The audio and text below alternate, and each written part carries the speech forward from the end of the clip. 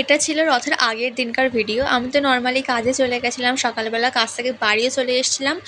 আর আমার sir office থেকে আমাকে মিষ্টিগুলো দিয়েছে, মানে ওনার বাড়ি অ্যাকচুয়ালি বর্ধমান বাঁকুড়া ওই সাইডে, তো গেছিলো, আসার সময় নিয়ে এসেছিলো। তো তারপরে খেতেও বসে পড়েছিলাম। আর আজকে আমার মা রান্না করেছিল মোচা চিংড়ি, আর তার সাথে করেছিল এই মাছের ঝোল, মানে ঝোলও না, এই পেঁয়াজ আলু দিয়ে মাখা মাখা টাইপসের করেছিল। অর্ডার ছিল যেহেতু, আর আমাদের ঘরের জন্য, আমার মা বাবার জন্য মা রেখে দিয়েছিল 3 পিস।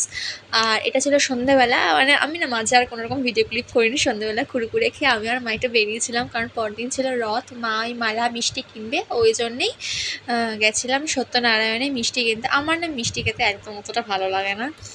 আর রাস্তায় বেরিয়েও আমি আর কোনো ভিডিও করিনি, কারণ রথের আগের দিন বুঝতে পারছো প্রচুর ভিড় ছিল। আর আমি যে কবে রথ টানা ছেড়ে দিয়েছি আমি নিজেও সেটা ভাবি, আমার মন খারাপ লাগে এখনও, যে হঠাৎ করেই রথ টানাটা আমার বন্ধ হয়ে গেছে, মানে বড় হয়ে গেছি এখন আমি, তাই জন্যে।